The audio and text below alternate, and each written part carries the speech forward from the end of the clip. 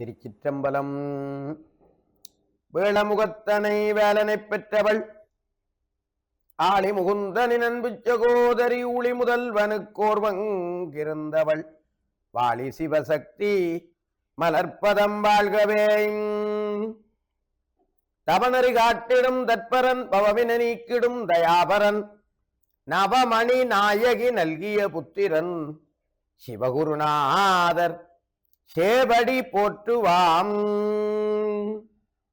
எல்லாம் வல்ல முழுமுதற்கடவுளாகிய விநாயகப் பெருமானை முதற்கண் பிரார்த்தனை பண்ணி அடியனுடைய குலதெய்வம் குருநாத சுவாமிகளையும் ஆத்மீக குருவள்ளல் அருக்கோ விநாசித்தம்பி புலவரையா அவர்களையும் மனம்பாக்கு காயங்களால் பிரார்த்தனை பண்ணி ஆன்மீகம் அறிவோம் என்ற இந்த நிகழ்ச்சியூடாக கலந்து கொண்டிருக்கின்ற ஓம் டிவி நேயர்கள் அனைவருக்கும் இந்நேர வணக்கங்களை பக்திபூர்வமாக தெரிவித்துக் கொண்டு கந்தப்பெருமானுடைய பெருங்கருணையினாலே மூர்த்தங்கள் பற்றி எடுத்து கூறுவதற்கு விளைகின்றோம். நாங்கள் இதற்கு முன்பு புலிங்க மூர்த்தத்தை பற்றி கூறி இடையிலே நிறுத்தியிருந்தோம். அந்த இடத்திலிருந்து பெருமானுடைய திருவருளோடு தொடர்கிறோம். ஓம் புலிங்கமூர்த்தியே நமக என்ற அந்த திருநாமம் முருகப்பெருமானுக்கு எப்படி வந்தது என்று நாம் கூறினோம். சூராதி சூரர்களால் திருநந்தி தேவருடையதும் தசீசி முனிவருடையதும் சாபத்தின் நிமித்தம் சூரர்களாலே இந்திராதி தேவர்கள் முனிவர்கள் எல்லோருமே பெரும் துன்பங்களை அனுபவித்துக் கொண்டிருக்கிறார்கள். சிவபெருமான் உமையம்மையாரை திருமணம் செய்து ஒரு குமாரரை தருவார் என்று நாங்கள் பார்த்து கொண்டிருக்கிறோம். ஆனால் இன்னும் தரவில்லையே என்று தேவர்கள் ரொம்ப மனவேதனைப்பட்டார்கள். இந்த சூராதி சூரர்கள் விண்சுமந்த தேவர்களை மீன் சுமக்கச் செய்தார்கள். விஷ்ணுவை பஞ்சாங்கம் கணித்து பார்க்க சொன்னார்கள். பிரம்மதேவரையும் ஆசி கூறி தாங்கள் சொல்லுகிற ஏவல்களை செய்ய சொன்னார்கள். மும்மூர்த்திகளிலே சக்தி படைத்த பிரம்மா விஷ்ணு கூட எதுவும் செய்ய முடியாமல் சூராதி சூரர்கள் சொல்லுகின்ற விஷயங்களை கேட்டு அவர்களுக்கேற்ப நடந்து கொண்டிருக்கிறார்கள். இப்படி ஒரு நாள் 2 நாள் அல்ல 108 யுகம் வேதனைப்படுகிறார்கள். இதை வைத்துக்கொண்டு அன்பர்கள் யோசிக்க வேண்டும். சிவதூஷணம் செய்வதே மகா பாவம். அதைவிட பெரும்பாவம் சிவதூஷணம் செய்யப்படுகிற போது காதாலே கேட்டுக்கொண்டிருக்கிறது பெரும் துன்பம் என்பதை இந்த வரலாறுகள் எங்களுக்கு காட்டுகின்றது. ஆகவே நாங்கள் மிக மிக அவதானமாக இருக்க வேண்டும். இறைவனை பற்றி நாங்கள் புகழ்ந்து பேசலாமே தவிர இறைவனை பற்றி இகழ்ந்து பேசக்கூடாது. ஒரு ஆலயத்தை பற்றி புகழ்ந்து பேசலாமே தவிர ஒரு ஆலயத்தை பற்றி இகழ்ந்து பேசக்கூடாது. அவையெல்லாம் இறை தூஷணங்களாகவே அமைந்துவிடும். ஆகவே இதிலே ரொம்ப கவனமாக இருக்க வேண்டும். இந்த தேவர்கள் படுகிற துன்பங்கள் எங்களுக்கு நல்ல உதாரணங்கள். ஆனால் உமையம்மையார் கைலயத்திலே ஒரு பக்கமும் சிவனார் ஒரு பக்கம் சனகாதி முனிவர்களுக்கும் தியானம் பண்ணிக்கொண்டு அப்படியே இருந்தால் எப்படி பிள்ளை பிறக்கும் என்று உலகியல் வளப்பத்தை வைத்துக்கொண்டு யோசிக்கிறார்கள் தேவர்கள். அவர்கள் சிந்திப்பது பிழையல்ல. ஆகவே கைலாயத்துக்குள்ளே போய் சிவபெருமானுக்கு இதை சொல்ல சக்தி உடையவர் வாயு பகவான் என்று கருதி பஞ்சபூதங்களிலே முக்கியமாக விளங்குகின்ற வாயு பகவானை கூப்பிட்டு நீர் போய் கைலியங்கிரியிலே சிவபெருமானுக்கு நாங்கள் படுகிற துன்பங்களை துயரங்களை எடுத்துச் சொல்ல வேண்டும். சிவபெருமான் அதற்கு வழி செய்வார் என்று கருதி வாயுவை அனுப்புகிறார்கள். வாயு பகவான் சற்று முதலிலே பயந்தார். என்றாலும் துன்பப்படுபவர்களே தானும் ஒருவர், எல்லாருக்கும் துன்பம் என்று கருதிவிட்டு சம்மதித்து கொண்டு மகாமேரு மலையிலே தென்றல் காற்றாக வீசி அவர் அப்படியே புறப்பட்டு சோலைகள் வனங்கள் எல்லாம் கடந்து கைலியங்கிரிக்கு போகிறார். வாயு பகவான் கைலியங்கிரிக்கு போவார். வாயு எங்கும் போகக்கூடிய சக்தி உடையது. ஆனால் கைலியங்கிரிக்கு போனால் திருநந்தி தேவருடைய அனுமதி இல்லாமல் கைலாயத்துக்குள்ளே நுழைய முடியாது. அது கைலியங்கிரிக்கு மட்டுமல்ல, எல்லா ஆலயங்களுக்கும் பொருந்தும். எல்லா ஆலயங்களிலும் துவாரபாலகர்கள் முன்னுக்கு இருக்கிறார்கள். சிவன் கோவிலே திருநந்தி தேவர் இருப்பார். அந்த துவாரபாலகர்கள் திருநந்தி தேவர்களுடைய அனுமதி இல்லாமல் யாருமே ஆலயத்துக்குள்ளே புக முடியாது. ஆகவே கால் கழுவி புனிதர்களாக தோய்த்துலந்த ஆடை அணிந்து இறைவனை மனதிலே நினைத்து கொண்டு கையெடுத்து இறைவனை வணங்கி கொண்டு கோவிலுக்குள்ளே போபவர்கள் மானசீகமாக துவாரபாரர்களிடம் விண்ணப்பம் செய்து நாங்கள் ஆலயத்துக்குள் சென்று வழிபாடு செய்வதற்கு அனுமதி தர வேண்டும் என்று வேண்ட வேண்டும். அதுக்கு ஒரு முறைமை இருக்கிறது. இந்த துவாரபாலகர்கள் தெய்வம் ஒன்று அவர் உள்ளே இருக்கிறார் என்று காட்டிக் கொண்டிருப்பார்கள் செய்கையிலே. திருநந்தி தேவரிடம் அனுமதி பெற வேண்டும். அதே போல அங்க இருக்கிற காவல் பைரவரிடம் அனுமதி பெற வேண்டும். அவர்கள் எல்லாம் அந்த கோவிலுக்குரிய காவல்காரர்கள். இதற்கு பிறகுதான் பத்திரலிங்கமாகிய பலிபீடத்திலே எங்களுடைய ஆணவங்கன்மம் மாயைகளை பலியிட்டு, முக்கியமாக ஆணவத்தை பலியிட்டு, ஆணவத்தை விடுத்து, ஆணவம் முற்றாக போகாது, ஆனால் ஆணவத்தை நல்லாக குறைத்து கொண்டு இறைவனை வழிபட வேண்டும். இதெல்லாம் ஒரு முறைமை இருக்கிறது பாருங்கள். பல பேர் இந்த முறைமைகளை எல்லாம் இப்போது பின்பற்றுவது கிடையாது. அதனால்தான் ஆலய வழிபாட்டிலே முழுமையான பலன்கள் எங்களுக்கு கிடைப்பதில்லை. நந்தியந்தவர் யாரது என்று முன்வண்டொரு காலம் முருகினார். வாயு பகவான் நடுநடுங்கி கைகட்டி பக்கத்தே வந்து நின்றான். யார் நீ? நான் தேவர்களால் அனுப்பப்பட்டவன் வாயு பகவான் என்றார். என்ன இங்கே வேலை என்றார். சுவாமி, சூராதி சூரர்களாலே எல்லா தேவர்களும் துன்பப்பட்டிருக்கிறார்கள். சிவபிரான் ஒரு குமாரனை தந்து உங்கள் துயர் துடைப்போம் என்று கூறியிருக்கிறார். ஆகவே அது இன்னும் நடக்கவில்லை, அதை தெரிவிக்க வந்திருக்கிறோம் என்றார். இங்கொன்றும் போக முடியாது, சிவபெருமானுடைய உத்தரவு ஒருவரையும் விடக்கூடாது என்று சொல்லி திரும்பி போ என்று சொன்னார். நின்றி என்று சொன்னா உன் சிரதை சுண்டித்து விடுவேன் என்றார். அவ்வளவுதான். வாயு பகவான் நடுநடுங்கி நந்தியந்தேவரை விழுந்து வணங்கி ஒரே ஓட்டமாக திரும்பி பாராது ஓடி வந்து தேவர்களுக்கு சொன்னார், நந்தியந்தேவரிடம் நான் மாட்டுப்பட்டு விட்டேன், இருப்பன் நின்றிருந்தால் என் உயிரே போய்விடும், அவர் அப்படி ரொம்ப கோபமாயிருக்கிறார் என்று சொன்னார்கள். சரி, வாயு பகவானாலே அலுவல் முடியவில்லை, காரியம் நடைபெறவில்லை, என்ன செய்வது என்று தெரியாமல் தேவர்கள் திகைத்து போய் நிற்கிறார்கள். இதுக்கு பிறகு பிரம்மதேவர் உட்பட பல பேர் யோசித்தார்கள், இந்த தியானத்திலே இருக்கிற சிவபெருமானை குழப்பி விட வேண்டும். தியானம் குழப்பி அவரை உமையம்மையாரோடு சேர பண்ணினாத்தான் முருகக்கடவுள் தோன்றுவார், அவர் தோன்றினாத்தான் எங்கள் சிறை மீளும் என்று நினைத்தார்கள். ஆகவே இது செய்யக்கூடியது மன்மதன் தான் என்று கருதிவிட்டு மன்மதனை அழைத்தார்கள். மன்மதன் புறப்படுகிற போதே அவனுக்கு அபசகுணங்கள் ஏற்பட்டது. ரதிதேவி துடிதுடித்து, இஞ்சாரப்பா நீங்கள் வெளிக்கிற நேரம் அபசகுணமாக கிடக்கு, என்ன நடக்க போதோ தெரியாது. எங்களுடைய சைவ பண்பாட்டு மரபிலே துன்னிமித்தங்கள் அபசகுணங்கள் நடைபெறுகிற போது அதை வைத்துக்கொண்டு என்ன நடக்கப் போகும் என்பதை கணிக்கின்ற ஆற்றல் எங்கள் பஞ்சாங்கத்து முறைமையிலும் உண்டு, எங்கள் முன்னோர்கள் சொல்லி வைத்த மரபுகளிலும் உண்டு. அவற்றை நாங்கள் மிகவும் உன்னிப்பாக அவதானித்து இயற்கையில் நடைபெறுகிற மாற்றங்களை வைத்துக்கொண்டு நாங்கள் தீர்மானங்களை எடுக்க வேண்டும். இங்கே அப்படி நடக்கிற போதும் ஆனால் மறக்க முடியாது என்று கருதி மன்மதன் விஷ்ணு பிரம்மா உட்பட தேவர்களுடைய அழைப்பை கேட்டு அங்கே போகிறார். அப்போது பிரம்மதேவர் சொன்னார், மன்மதா நீ கைலேங்கிரிக்கு போகணும், உன் வில்லை வளைத்து மலர் பானங்களை சிவனார் மீது ஏவு, அவர் கண்விழித்துக் கொள்ளுவார், அதன் மூலம் எங்களுக்கு ஒரு விடிவு கிடைக்கும் என்று நம்புகிறோம் என்று. மன்மதன் அழுவான். பொறுத்த வேலையை என்னெடு தாரீங்க, நான் அங்கே போய் சிவபெருமான் இவ்வளவு நாளும் தியானத்தில் இருக்கிறார், கண் திறந்து பார்த்தார் என்றால் அவருடைய நெற்றிக்கண்ணிலே நான் எரிந்து சாம்பலாயிலோ போய்விடுவேன், நீங்கள் எல்லாரும் நல்லா இருக்கிறதுக்காக என்ன இப்படி மாற்றி விடுகிறீர்களே என்று வேதனையோடு சொன்னான் மன்மதன்.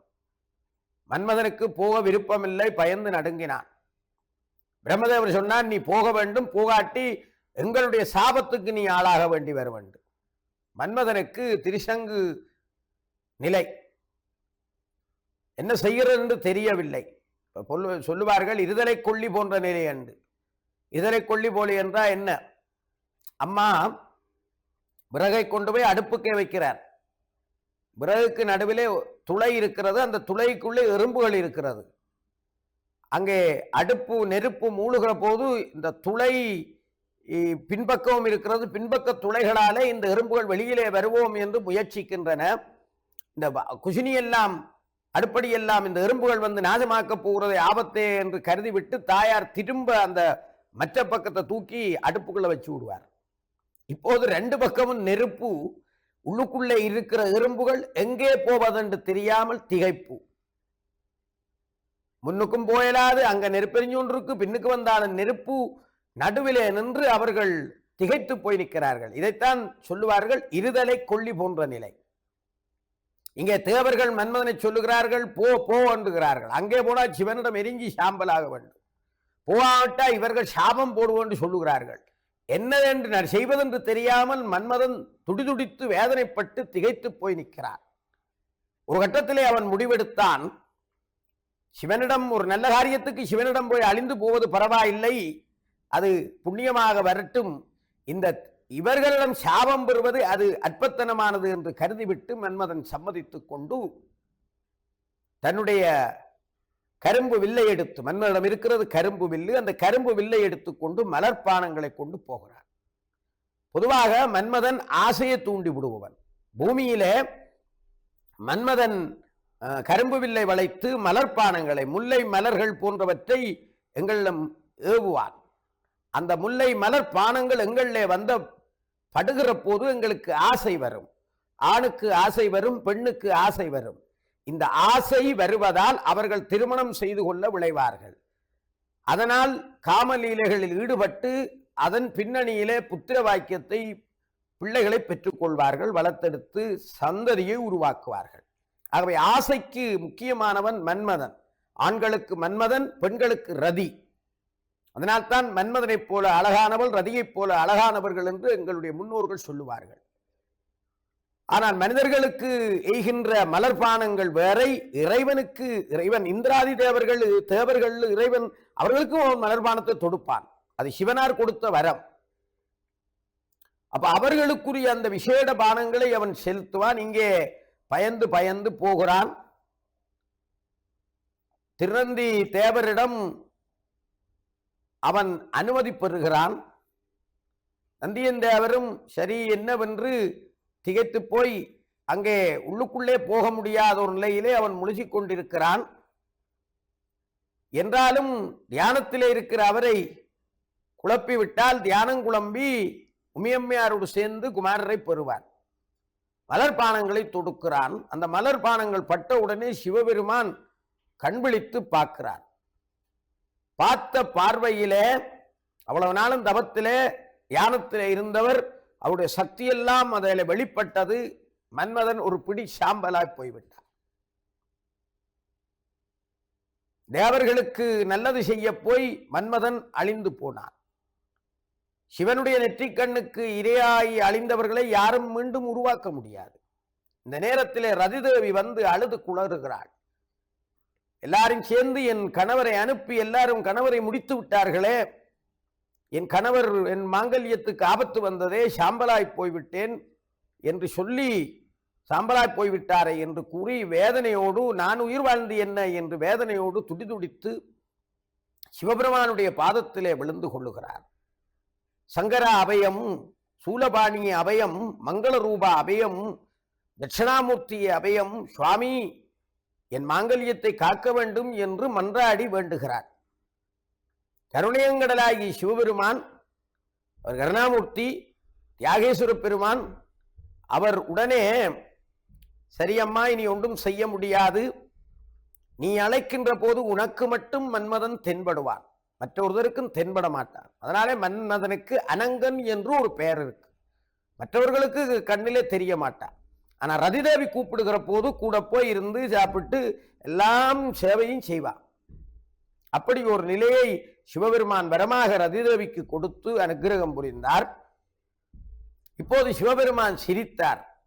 நானும் உமையும் சேர்ந்துதான் பிள்ளை பிறக்கும் என்று இவர்கள் நினைக்கிறார்கள், இது சாத்தியமானது அல்ல என்பது தெரியவில்லை, சரி சரி என்று விட்டு இந்த சம்பவம் நடந்த பின்பு கைலியங்கிரியிலே இருக்கிறார். அப்படி இருந்து கொண்டிருக்கிற போதும் மன்மதன் எரிந்து சாம்பலாகி இப்படி எல்லாம் நடந்து பின்பு சனகாதி முனிவர்களை அனுப்பிவிட்டு உமையம்மையோடு இருக்கிற போதும் குமாரரை பெறவில்லை. இப்போது ஒன்றும் செய்ய முடியாத தேவர்கள், பிரம்மா விஷ்ணு தேவர்கள் முனிவர்கள் எல்லோரும் ஒன்று சேர்ந்து மீண்டும் கைலியங்கிரிக்கு போய் திருநந்தேவிடம் அனுமதி பெற்று சிவனை சந்திக்கிறார்கள். சிவபெருமானிடம் மன்றாடுகிறார்கள், சுவாமி, சூராதி சூரர்களால் நாம் படுகிற வேதனை தாங்க முடியவில்லை, அவர்கள் எங்களை எவ்வளவோ கொடுமைப்படுத்துகிறார்கள், நாளொரு பொழுதும் அவர்களுடைய கொடுமை அதிகரித்து கொண்டு போகிறது, இனி எங்களால் இருக்க முடியாது சுவாமி, நீங்கள் வாக்கு தந்தது போல ஒரு குமாரரை பெற வேண்டும் என்று விண்ணப்பம் செய்கிறார்கள்.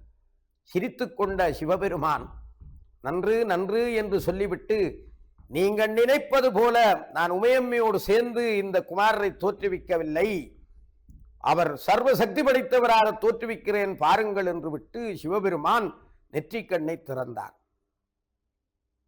சிவபெருமானுடைய வலக்கண் சூரியன், இடக்கண் சந்திரன், நெற்றிக்கண் அக்னி. அந்த அக்னியிலே இருந்து, நெற்றிக்கண்ணிலே இருந்து 6 தீப்பொறிகள் பயங்கரமாக தோன்றின. அந்த தோன்றின தோற்றத்திலே உலகமெல்லாம் கிடுகிடு என்று நடங்கியது. மகா மேருமலை பிளந்தது, கடல் எல்லாம் பிளந்தது, கடல் எல்லாம் பொங்கி அலைகள் தாறுமாறும் பிரவாகித்தன.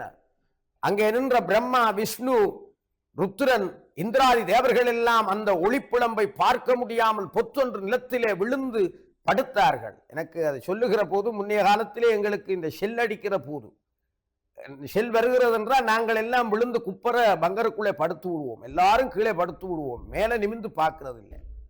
அப்படிப்பட்ட ஒரு நிலையை நான் நினைச்சு பார்த்தேன். அதுக்கு முகம் கொடுத்து பார்க்க முடியவில்லை. அஷ்ட வசுக்கள், இந்த பூமியை தாங்குகிற 8 நாகங்கள் இருக்கிறது. அந்த வாசுகி, கார்கோடகன், ஆதிசேடன், சங்குபாலன், கூலிகன், அனந்தன், பத்மநாதன் 8 நாகங்களுமே திகைத்து போய் அப்படியே தலைதறிக்க நிற்கிறார்கள். 8 யானைகள், பூமியை தாங்குகிற 8 யானைகளும் நடுநடுங்கி போய் அலறுகின்றன. எங்கு பார்த்தாலும் ஈவராஜிகள் எல்லாம் நடுக்கம், உலகம் முழுவதையும் அழித்து விடுமோ என்று சொல்லக்கூடிய அளவுக்கு பயங்கரமாக அந்த 6 தீப்பொறிகளும் தோன்றியிருந்தது.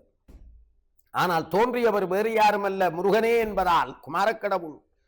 அவர் உயிர்களுக்கு தீங்கு செய்ய தோன்றவில்லை, தேவர்களுடைய, முனிவர்களுடைய, இவர்களுடைய துன்பங்களை துடைத்தெறிவதற்கு, துன்பத்தை நீக்கி அவர்களை வாழ வைப்பதற்காக தோன்றிய பெருமான் என்பதால் சற்று நேரத்திலே சிவபெருமான் அந்த பயங்கர நிலையெல்லாம் மாற்றி அந்த 6 தீப்பொறிகளையும் உற்று பார்த்தார்.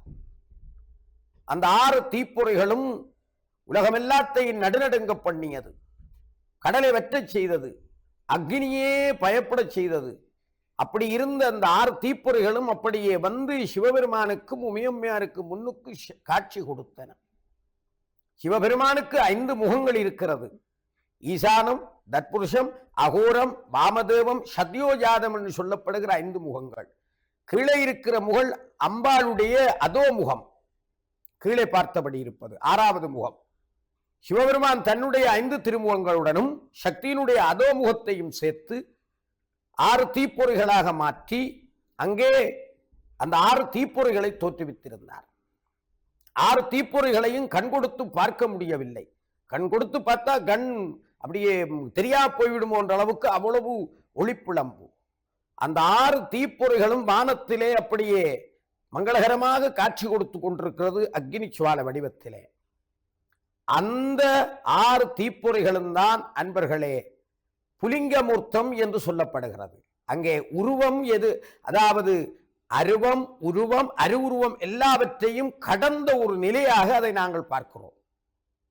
அக்னி வடிவம், இந்த ஒரு விளக்கிலே சுடர் எரிகிற போது அந்த சுடர் போன்ற வடிவம், ஆனால் கண் கொடுத்து பார்க்க முடியாத வடிவம். 6 தீப்பொறிகளும் வானத்திலே சஞ்சரித்து சிவபெருமானுடைய சக்தியினுடைய ஆசீர்வாதத்தோடு காட்சி கொடுத்து கொண்டிருந்த அந்த நிலைதான் புலிங்கமூர்த்தம் என்று சொல்லப்படுகிறது. அவ முருகப்பெருமானுக்கு ஓம் புலிங்கமூர்த்திய நமக என்பது இந்த 6 தீப்பொறி. இந்த 6 தீப்பொறி முருகனுடைய அனாதி நிலை, சிவசக்தியினுடைய அனாதி நிலை. இது எப்படி பார்க்கிறோம் என்றால், உலகத்திலே இந்த அக்கினி வழிபாட்டு முதன்மையானது. நாங்கள் ஒரு ஆலயத்திலே கும்பாபிஷேகம் செய்கிற போதும் கருவறையிலே கோவாசம், அந்த கருவறையிலே சிற்பாசாரியார் கட்டிய அந்த தோஷங்கள் அதுகள் எல்லாம் நீங்க வேண்டும் என்பதற்காக கோமாதா, குலமாதாவாகிய பசுவை கொண்டு போய் கருவறையிலே வாசம் செய்ய விடுகிறோம். அது கோவாசம். அந்த கோமாதா கொஞ்ச நேரம் அதுக்கு வாசம் பண்ணி சாணகம் போட்டு ஜலம் விட்டு அது தூய்மைப்படுத்தினால் அங்கே சுவாமி வந்து அமர்வதற்குரிய ஒரு இடமாக கருவறை மாற்றப்படும். அந்த கோவாசம் என்பது நடைபெற்ற பின்பு சுத்தி செய்யப்பட்ட பண்பு பஞ்சகவியம், அதுவும் கோமாதாவிலே இருந்து வந்த பஞ்சகவியம், பால், தயிர், நெய், கோஜலம், கோமயம் 5ம் கலந்து உருவாக்கப்பட்ட அந்த பஞ்சகவியத்தாலே சுத்தம் பண்ணி, அதுக்கு முதலே வாஸ்துகாந்தி செய்துப்பட்டிருக்கும் வைக்கல்ல வாஸ்து புருஷனை கட்டி இழுத்து தூய்மைப்படுத்தி இருப்பார். எல்லாம் நிறைவு பெற்ற பின்பு முதல் முதல் மூலஸ்தானத்துக்குள்ளே கொண்டு வந்து வைக்கிறது எது என்றால் தீபம், விளக்கு. அந்த தீப ஜோதியிலே இருக்கிறது இந்த புலிங்கமூர்த்தி தான். எந்த ஒரு கிரியை தொடங்கினாலும் மங்களகரமாக விளக்கேற்றித்தான் நாங்கள் கிரியை தொடங்குவோம். எதிலுமே அது நடைபெறும். அப்படி அங்கே அக்னி வடிவமாக காட்சி கொடுப்பது எல்லாமே முருகன்தான். இதை நீங்கள் எல்லோரும் யோசிக்க வேண்டும். இந்த மூர்த்தத்தை சிவ தேசஸ்மூர்த்தி என்று சொல்வார்கள். மந்திரத்திலே ஓம் சிவ தேசஸ்மூர்த்தி, சிவனுடைய தேசஸ் முழுவதும் சேர்ந்து உருவான வடிவம். இந்த மூர்த்தத்தை யார் வழிபடுகிறார்களோ, அதாவது 6 தீப்பொறிகளை நீங்கள் ஏற்றி வைத்து விட்டு, அது நெய் விளக்கு 6 இருக்கலாம், அல்லது குத்து விளக்கு 6 இருக்கலாம், ஏதோ 6 தீபத்தை ஏற்றி வைத்து அந்த தீபத்தை பூ போட்டு ஓம் புலிங்கமூர்த்தியே நமகம் என்று கும்பிட்டால் அதுதான் புலிங்கமூர்த்தம். அந்த புலிங்கமூர்த்தம் அநாதிமூர்த்தம், லட்சுமிகரம், சர்வ செல்வங்களையும் சகல வளங்களையும் நீண்ட ஆயுளையும் லட்சுமிகரத்தையும் எல்லாத்தையும் தரக்கூடிய மூர்த்தம். பல பேருக்கு இது தெரியாது. வேலோ முருகன் உருவமோ கும்பமோ எதுவும் தேவையில்லை. 6 தீப்பொறிகளை அப்படியே வரிசையாக ஏற்றிவிட்டு ஓம் புலிங்கமூர்த்தியே நமக என்று புஷ்பம் போட்டு நைவேத்தியம் பண்ணி அதை கும்பிட்டால், ஓம் புலிங்கமூர்த்தியே நமக என்று மந்திரத்தை சொன்ன அந்த முருகப்பெருமான் ஒளி வடிவமாக கடவுளாக வந்து சர்வ சக்திகளையும் தருவார் என்பதை அன்பர்கள் உணர வேண்டும் என்று கூறி இந்த அளவிலே இந்த உரையரங்கை நிறைவு செய்து கொள்கிறோம். உருவாய் அருவாய் உளதாய் இளதாய் மறுவாய் மலராய் மணியாய் ஒளியாய் கருவாய் உயிராய் கதியாய் விதியாய் குருவாய் வருவாய் அருள்வாய் குகனே. திருச்சிற்றம்பலம்.